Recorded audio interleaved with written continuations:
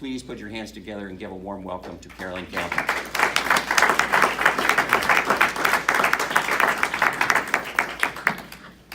Thank you, George.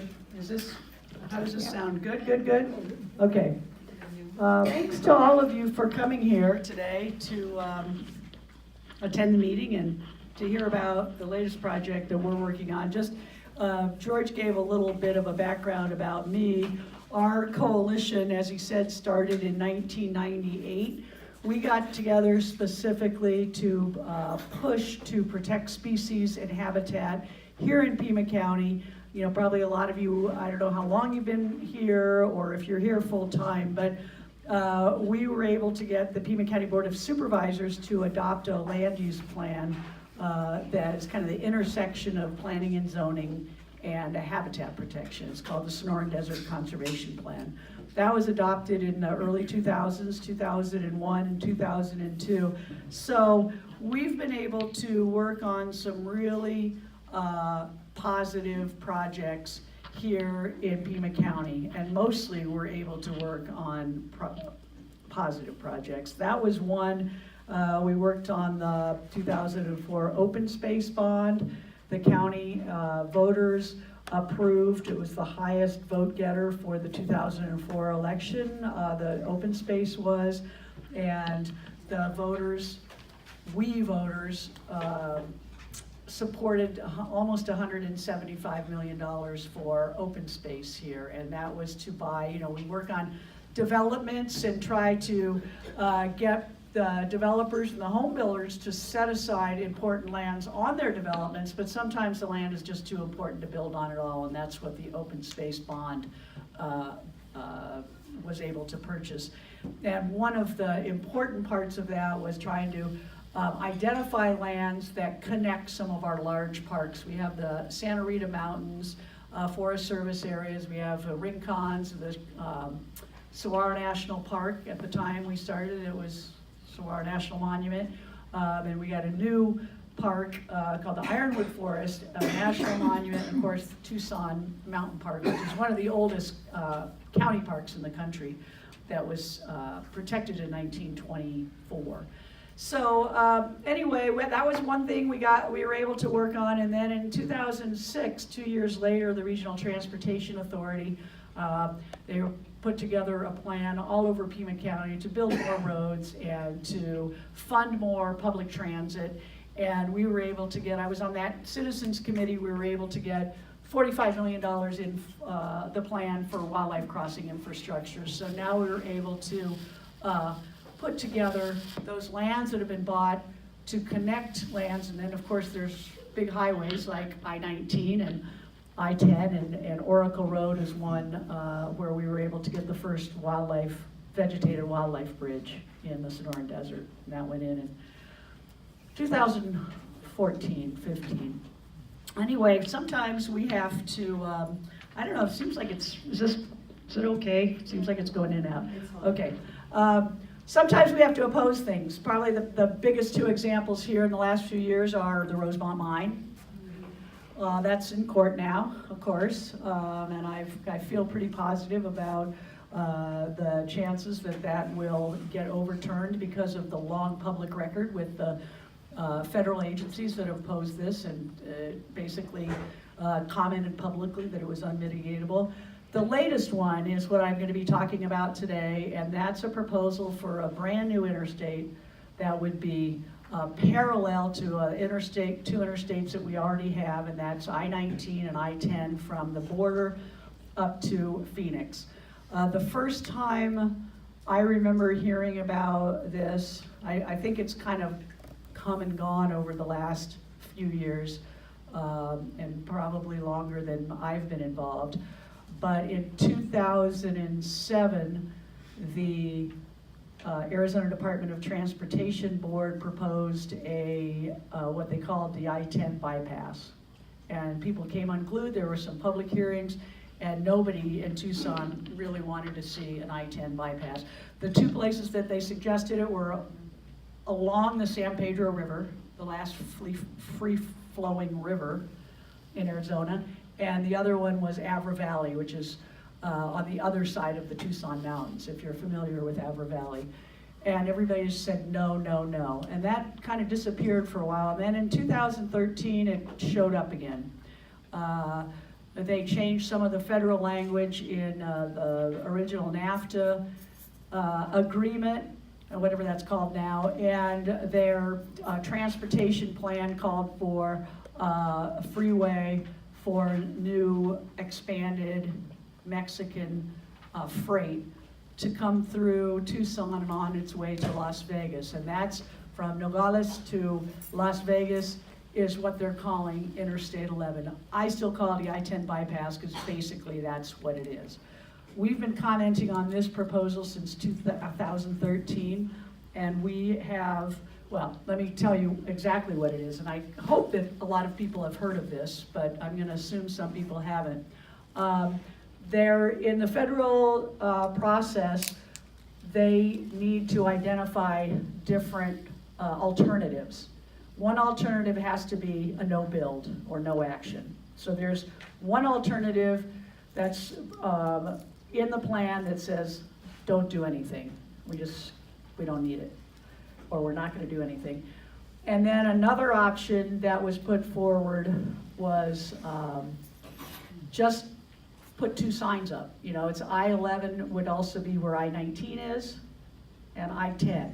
So whatever they do from Phoenix to Vegas, which we're not working on, they'll all be called, you've seen those signs on other freeway interstates around where they have both of them signed for a while. And then the other 2 or 3 options were various routes through the Avra Valley. And they were all basically the same, but what they have actually recommended in this stage of the game, and it's a public comment period now, which is why I really want to, talk about this, was in every alternative, they have I-19 from Nogales to Sahuarita or so, is if any build alternative, they would keep I-11 co-located with I-19, which means it would just add a sign. There's no money in it. They say that there's enough capacity till 2040, I think, to whatever extra traffic, truck traffic, or tourist traffic, if people from Mexico are still allowed to come here, that would, there would be nothing added to that. And then about just a little south of Helmet Peak Road, in Sahuarita, their recommended alternative is to make a brand new highway going west, going up near Sandario Road, if anybody knows where that is. And then it basically kind of zigzags between public protected areas. There's a Tohono O'odham Nation, the sovereign lands on one side, Tucson Mountain Park, I should be going this way because this is west, Tucson Mountain Park, Tohono O'odham, then it skirts within 1,300 feet of Saguaro National Park, a couple miles west of the Desert Museum. You know, if you've been to the Desert Museum and you have that beautiful view out there, that's where there's going to be a brand new 400-foot wide interstate freeway if they get their way. And then it actually, Ironwood Forest National Monument, we were able to get that protected in 2000 under Secretary Babbitt and President Clinton. 130,000 acres of new BLM, Bureau of Land Management lands, within a few hundred feet in multiple locations, just kind of curves around Ironwood Forest. That's what we're looking at if this goes through. We, the coalition, and many others have been adamantly opposed to having a new freeway built in the 21st century with everything that's going on with transportation choices, technology, and you name it. And since the 20s, this community, between Pima County, the voters, the federal government, we have protected a lot of land in the Sonoran Desert, and we're trying to make sure that animals, these are places where animals are moving back and forth because it's protected lands. And so it would sever all the wildlife connectivity between these protected areas. There were 2 public meetings. Well, actually there were 3. There was one in Nogales that I attended. Then there was one at the Tucson Convention Center and one at Marana High School. to a person, I did not hear anybody in favor of this new freeway out there. Nobody. They're really set on moving ahead with it.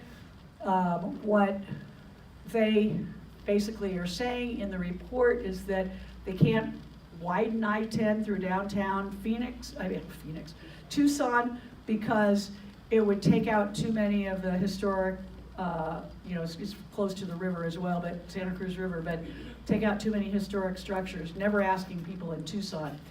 So they put together two stakeholder groups, they meaning the Federal Highway Administration and the Arizona Department of Transportation. Those are the two lead agencies, because it would be federal money and state money.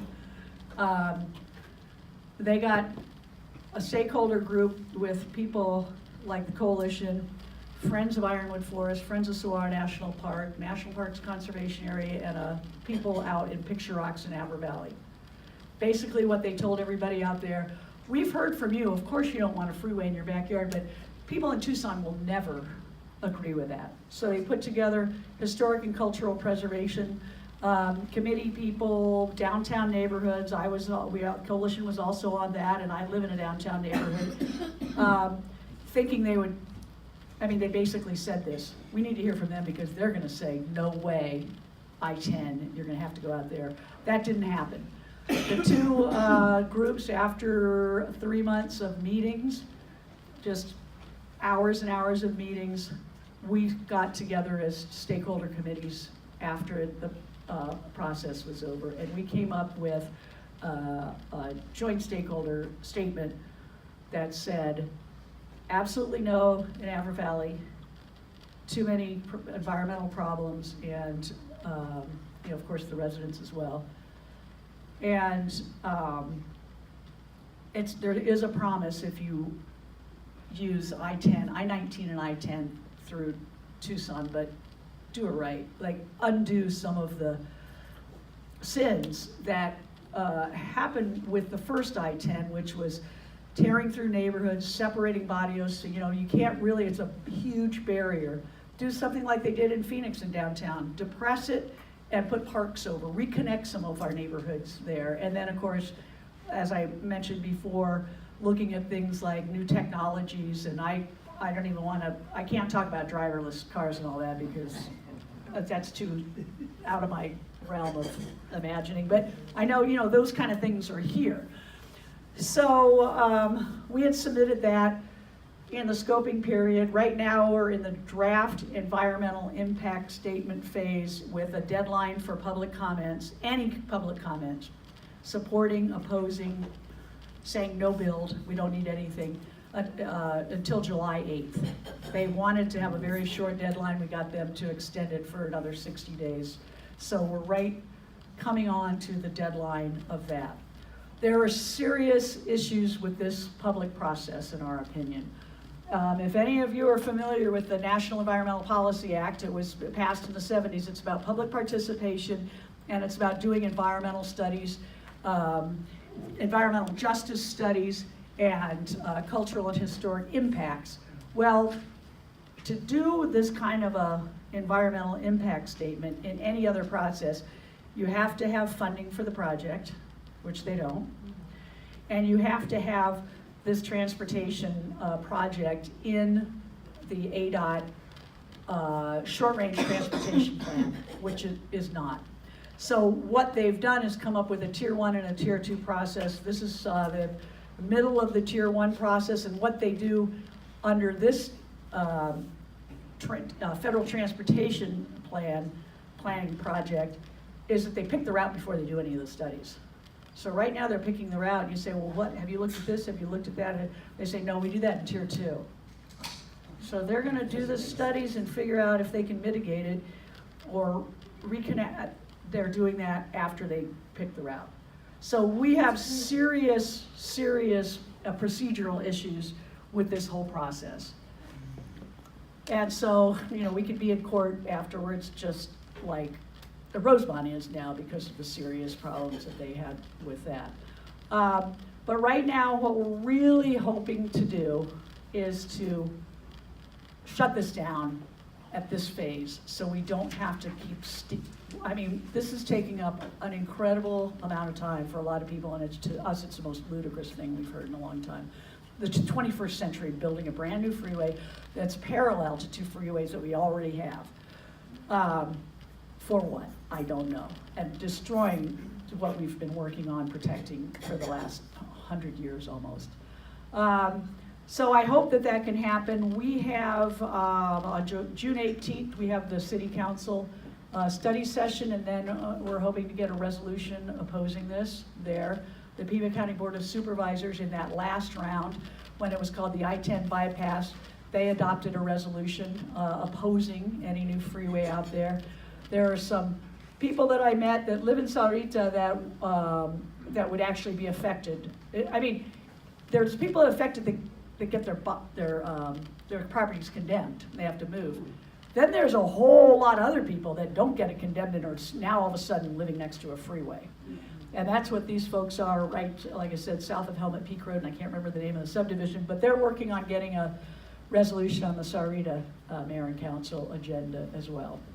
You know, running out of time to do those kind of things, but I would hope that people can write letters. I don't know if as a group you can submit comments or if individuals can too. In the back of the room, I have talking points that we put together, and like I said, our group is the Coalition for Sonoran Desert Protection.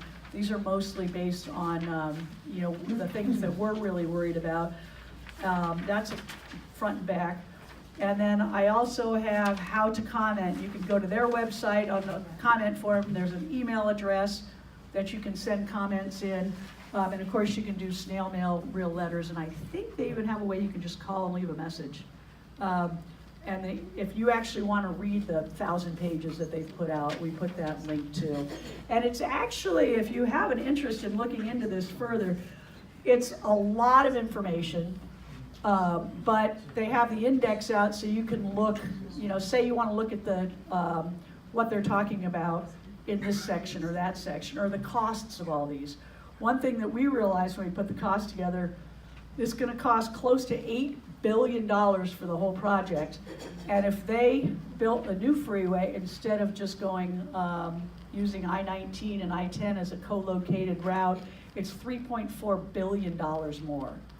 You know, there were, before my time again, there were talks in downtown Tucson about depressing or undergrounding the freeway, and everybody just said, the powers that be said it's too expensive, but nobody ever saw any costs. Well, now we have costs, and it's going to be more expensive to build a new freeway than it would be to put a freeway, you know, just to make some changes and depress it here.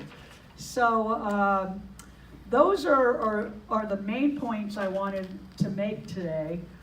We have been working full-time on this with, like I said, we've had so much fun working on things like the Sonoran Desert Conservation Plan and the wildlife crossings that are going in. Matter of fact, if anybody ever goes out towards past 3 points towards Sells or to Kit Peak, there are 2 wildlife underpasses there on the way to Kit Peak, pretty close this side of Kit Peak. I could get you the mile markers.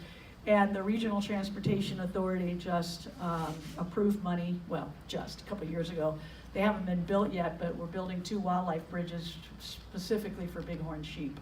You know, and of course that comes along with fencing to funnel them because they don't read, you know, to get the animals to use them. They've been very, very successful up on North Oracle Road. So that's a common question. Yeah. I don't read. But again, this one is, you know, we're working with all of our coalition organizations. There are some kind of national organizations in our coalition, the Center for Biological Diversity, Defenders of Wildlife, Sierra Club, Audubon, and then smaller local groups like the Tucson Mountains Association and Oro Valley Neighborhood Coalition, things like that. But we're all working together on this, just as we've worked on the positive projects. And also with the National Parks Conservation Association. There's a Friends of Saguaro National Park. There's Abra Valley Coalition, Citizens for Picture Rock. So people that are outside of our coalition, people are really concerned about this. And of course, we we could use as much help as we can, but certainly in the area of comments. Even if you have relatives that don't live here, this is a national project proposal. So, you know, people in Wisconsin, New Jersey, it's all relevant to be making comments on this. The one thing I will say about this section, as I submitted when I went down to Nogales, which is that there is no money from Nogales to, for the whole stretch of I-19, saying that it will this can handle the traffic, extra traffic. But there needs to be wildlife connectivity through the Sonoran Desert Conservation Plan and other processes that we've been involved in since the 90s. We need to reconnect the Santa Rita Preserve and the Sarita Mountains, and there are some areas that have been identified as having wildlife crossings. So if there is money for this, they should be doing something positive as opposed to something negative, and add some money in this section for wildlife crossings. So that was kind of, I think, everything I wanted to say. I was hoping that if people had questions about it or want to talk about it anymore, I would love to hear. Okay, back here.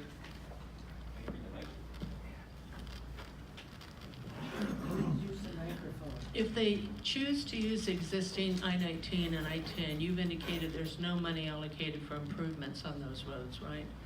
Well, there's no money allocated at all for this process, but believe me, if they get further on what they're doing, they'll find a way to get money. But no, there will, the proposal has money allocated from, if they picked the I-19 route, there would be money in it to do something to I-10, but not I-19. They're saying I-19 from Nogales to I-10 has enough lanes and enough capacity to be able to handle it, so there wouldn't be any money in that section. I would not think with increased truck traffic there would be enough lanes on I-19. And even if they chose to widen it, it's going to tear up the community. Agree, as well as it's close to the Santa Cruz River down here too, and we've got things like Canoa Ranch. I guess he's calling on people. Hi, I actually have two questions. One is, who determines the process for setting the route and then going to tier 2 for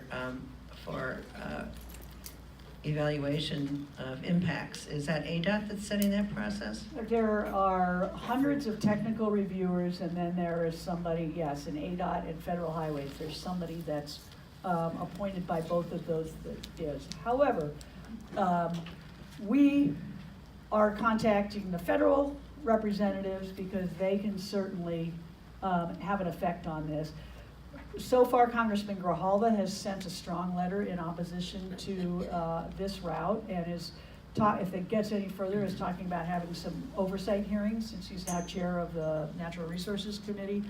And we haven't been able to meet with any of the others yet. I mean, there's one thing about having an opinion and another thing about meddling in the executive branch, but there can be some pressure put on by our federal representatives. And I would love to get the state representatives to weigh in as well.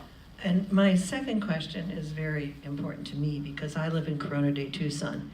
I recently joined a southeastern Pima County regional planning group that was actually formulated by our county supervisor, Christie, who is also your county supervisor, because people in Vail and Corona felt that they were getting no response from Pima County government regarding roads in particular. Okay. And the road in particular that is of great importance to me is Sarita Road from the Corona de Tucson area to I-19.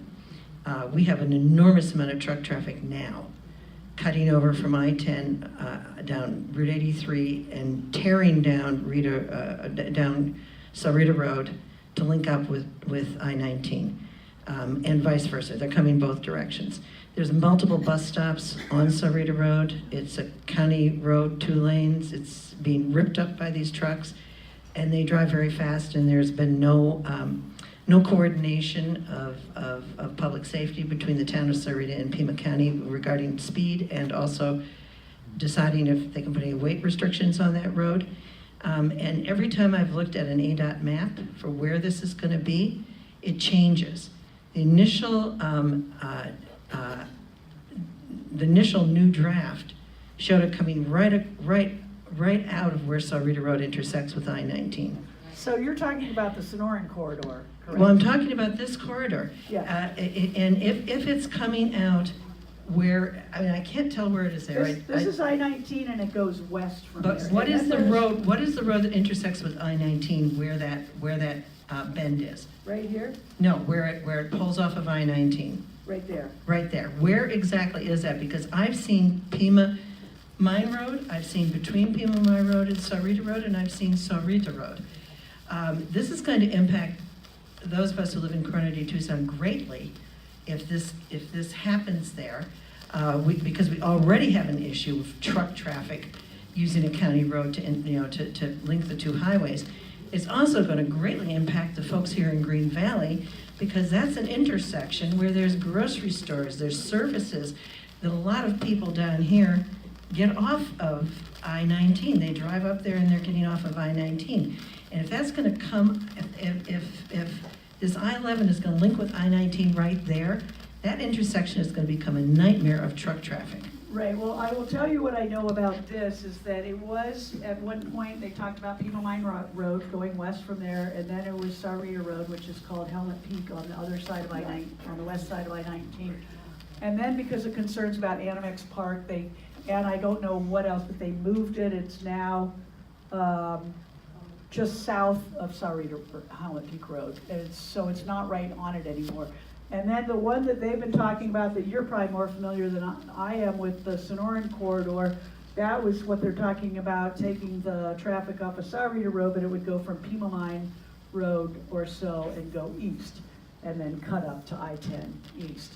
And those are two different proposals, although at one point, a long time ago, they were linked, but that would be, I think they would both work into a big bypass from east. Yeah, I just can see that there should be a huge safety concern among the residents of Green Valley for wherever this is wherever they are planning on bringing this off of I-19. Absolutely. For commerce. You know, I don't know how many people down here drive up I-19 and get off at Sahuarita Road to shop. It's, that intersection already is the exits and entrances are bad. Yeah, It'll only get worse if they go through with this. I agree, I think it's a nightmare. Okay, we need to go on to the next question. Oh, okay.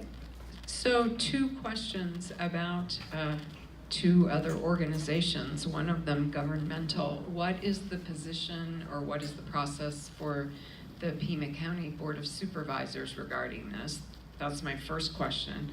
My second question is, what is the Desert Museum or its board doing, and are their hands tied because of their lease with Pima County?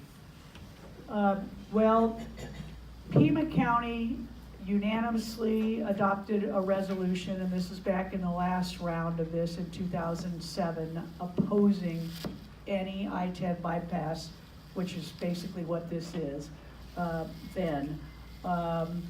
Recently, the chair of the board, Richard Elias, and Supervisor Bronson sent out a letter saying, we're strongly opposed to this and the resolution still stands.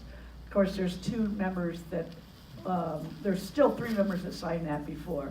So we could go back and get it just redone, but that's still the official position of Pima County. However, the county administrator and his economic development person are still working. They seem to be in favor of it, but they can only do so much because the Board of Supervisors has told them that. So they're supporting the studies and they're supporting the process. So far, they're not allowed to actually be in favor of this, but it's a little fishy over there. Your second question, I already forgot. Desert Museum, sorry. The Desert Museum was on our stakeholder committee, and they've also sent a letter opposing a route out there. I would like to get them on board stronger than they are. And I know there are people that are working there that are helping, but the board is you know, they're a little conservative. And I don't know how strong we can get them, but they have talked about in their letter the problems and how this would affect the Desert Museum. So is it helpful for anyone who might have any influence with the Desert Museum? Yes. To let them know? Yes. Is there a list on your website of the other stakeholders that are on your committee? They're all here on this sheet. Okay. Oh, no, that's the coalition members, but I can send you, if you can get it around the stakeholder, the people that were in the stakeholder group that signed this, yes. I mean, there were a couple of groups that didn't sign on because they didn't feel like they could, it was at too high of a level, such as the mine, Freeport-McMoran, and Caterpillar, but they were also, in the stakeholder committee, they were very supportive, but didn't feel like that they could sign on, but One way or the other. yes. Any other questions, Senator? I have a big, loud voice. I can tell you, Bill, during break. I know, but we're recording it, so Okay, we're please. recording. Okay, thank you, George. Thank you. Probably the week before we started budget negotiations last week, I met with the lobbyist for the Department of Transportation because I get a lot of calls from south of here for I-19 all the time, whether it's cleaning or repairing. And I can tell you that the only things that are happening are piecemeal over the next 2 or 3 years. Like reinforcing a bridge, working on different exits and entrances. There's no big plan because in the entire state, when I go to the League of Cities and Towns, every place has serious needs, just like we do. With the exception, we do have a commitment for right near the border, I-189, from I-19 to the border for the produce industry. Thank you. That reminded me of, let me just add one thing. You know, I've been involved in transportation issues for a while now. There was a statewide process called Building Equality Arizona, and there was also a state rail plan. Well, the rail plan had the same purpose and need as this did, and they had a lot of money and talked about getting a lot of the freight on rail and just getting it off the roads. And it was actually a well-done plan, and it's kind of identical, except it's rails instead of a new freeway. That's sitting on a shelf somewhere, I guess, because they've never once talked about it in this process, that they did a plan, same kind of plan, but it promotes freight and rail. Anyway. I think that I was going to add something right like what you just said, and that is if they did build a railroad between Tucson, of course in this case it would have to be from Nogales, but to alleviate the traffic with just private cars on I-10, wouldn't that help give I-10 more space? Well, we have, just from Tucson to Phoenix, as you may know, for years they've talked about a high-speed rail, which actually they said it's too expensive. It would be less expensive than a new freeway.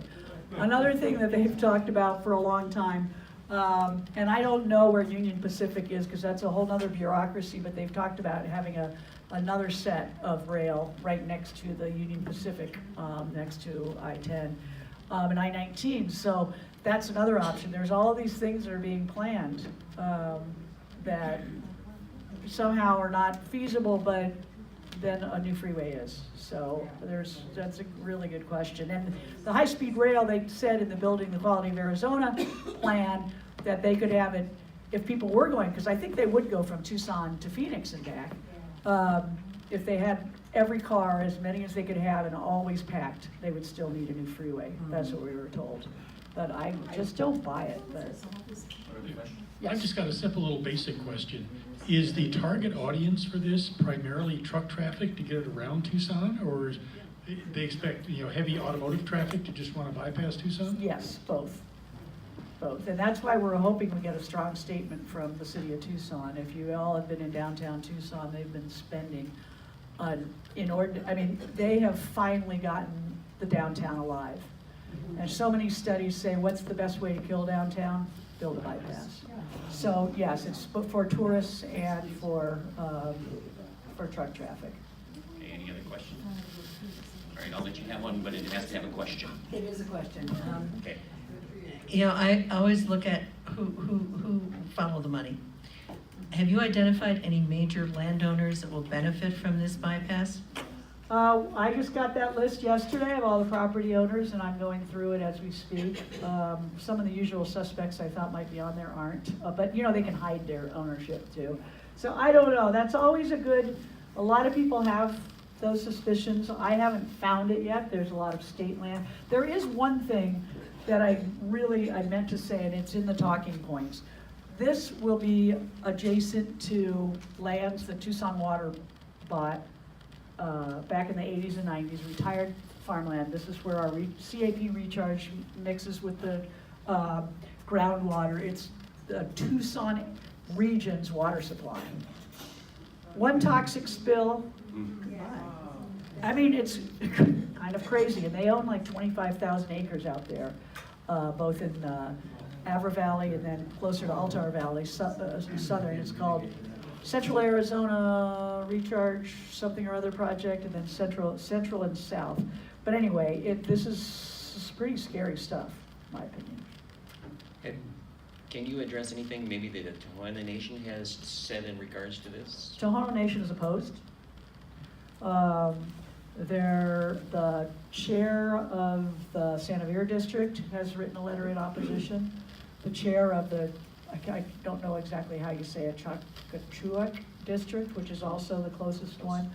And then I have to double check, but I heard at a meeting from the cultural affairs officer that the legislative council, so the chair have actually signed, but I haven't seen that letter yet. But according to the person who's been involved in this process, the Tohono O'odham Nation is opposed. So that's a good question. Thank you for asking me that. Any other questions? And the Pasquayaki too, I believe.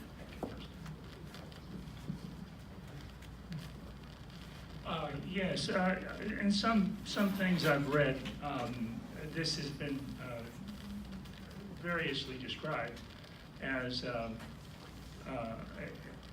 connecting road between borders, between Mexico and Canada. And it seems to me that if it is going to be that, there may be a push-pull effect at work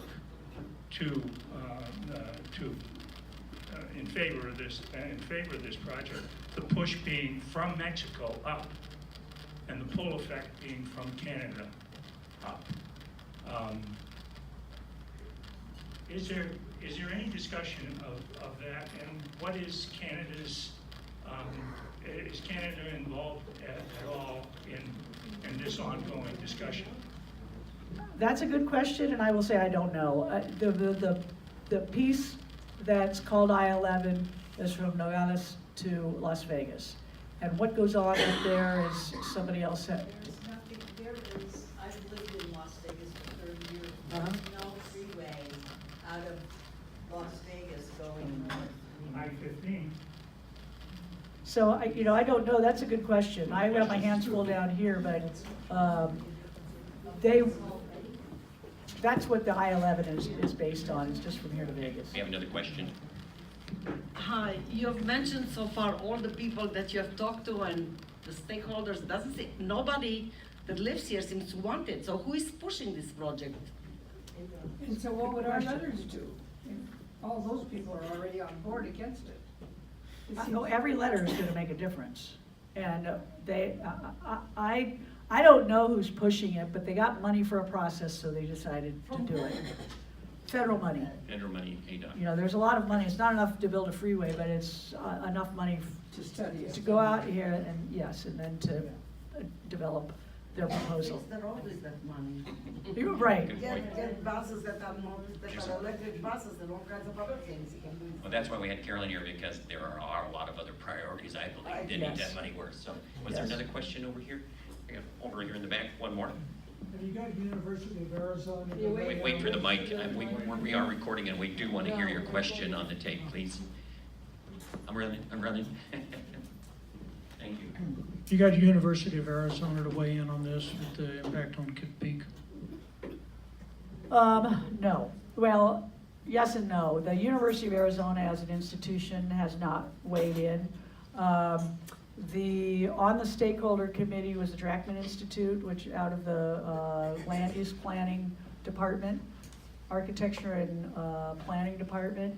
And there was a book written that somehow got buried, but I got a copy of it. We're gonna put it on our website, but it was done at the request of ADOT, and it was the U of A Planning Department, the ASU Planning Department in Las Vegas, Nevada, and they wrote a great book about how we can do this without building a new freeway. It was called the I-11 Super Corridor, and they talk about the same things that we have, which is just using these technological advances and the different mode choices that we're looking at in the future and land use planning.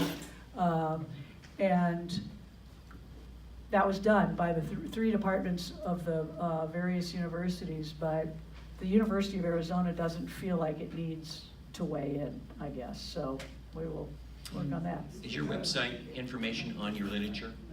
Yes. Okay, good. Yes, and also I have a sign-in sheet you might have seen if anybody wants to get more information from us as things go along, or just information about us generally.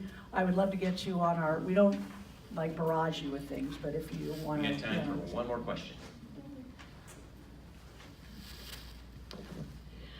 I do remember hearing years ago about a Canamex highway, and the reason I remember that is because when they said if it was going to be coming down through Green Valley, and they expanded to 6 lanes, then they would be putting in noise walls. That's why it really stuck in my mind. So as the traffic increases here, are they saying, at this presentation the other day, they said, no, if there's no new construction, there won't be any sound walls. I think traffic noise is going to be an issue. Right, well, you know, we have come out in favor of co-location if they're going to do anything at all, and we agree there needs to be money put into it. Wildlife crossings, noise walls, whatever, that, I mean, the effect of the increased noise and air pollution and all that on residents, as well as wildlife, has been so well documented, and that's why people ask for noise walls. But of course, like I said, they have no money. They said they're not going to need anything. So if they do this, they're not going to put any amenities, any different, any additions. There's one last location to go and comment. Is that correct for a public hearing, or is it? The public hearings are done. We're done with those. Yes. Okay, so all comments need to go to the website. To the website. Or, the second page that's there. And again, I would love it if your club could comment as a whole, but it's your process. Take that under consideration in our thank process. you. That's a good thing to talk about. All right, well, I want to thank you all for coming. Let's give Carolyn a great big hand for. Thank you so much for having me.